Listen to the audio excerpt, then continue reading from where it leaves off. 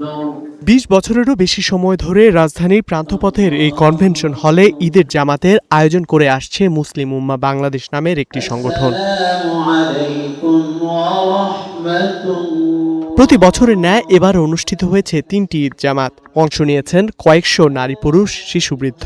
মক্কা মদিনাকে আমরা পবিত্র ভূমি মনে করি, তা 9টা 10টা পর্যন্ত যদি আমাদের চাঁদ দেখা কমিটি রেঞ্জটা বাড়ায়, যে শুধু না বাংলাদেশ ভৌগোলিক না, আমরা রেঞ্জটা বাড়াবো, তাহলে আমরা একসাথে অন্যান্য দেশের মতো পালন করতে পারি। আমরা থাকি বাংলাদেশে, তো আমাদের পূর্বে হচ্ছে মালয়েশিয়া, যেখানে 2 ঘন্টা ডিফারেন্স। আমাদের পশ্চিম হচ্ছে সৌদি আরব।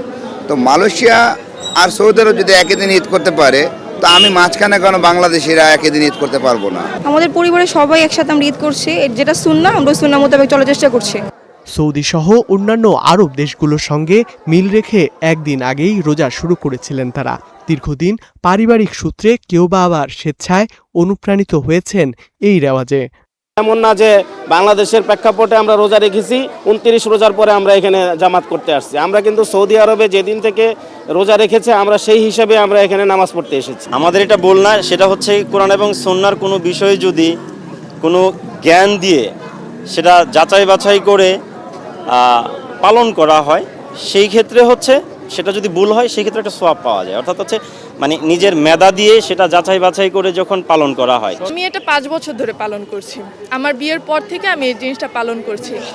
তো যেহেতু চাঁদ একটা, মানে চাঁদ এক আকাশ এক, এই কারণে আর যে 3 ঘন্টার ব্যবধান, এখানে তো পুরো 24 ঘন্টার ব্যবধান দেওয়ার তো কোনো কথাই আসে না। গত বছর লন্ডনে বর্তমান প্রধানমন্ত্রী তারেক রহমান বলছিল যে এই ব্যাপারটা দেখার জন্য, যদি এখনকার প্রধানমন্ত্রী এই ব্যাপারটা বিশেষ বিবেচনায় দেখে, জাতির জন্য এটা একটু আশু কল্যাণ বয়ে নিয়ে আসবে বলে আমরা আশা করি। কোরআন, সুন্নাহ, জ্যোতির্বিজ্ঞান ও আধুনিক প্রযুক্তি ব্যবহারের মাধ্যমে উলামা মাশায়েখ সহ ওআইসি এর সর্বোচ্চ ফিকহ একাডেমি IIFA কর্তৃক গৃহীত সিদ্ধান্ত অনুসারে বিশ্বব্যাপী অভিন্ন হিজরি তারিখে ঈদ পালনের পক্ষে আগাম ঈদ জামাতে অংশগ্রহণকারীরা।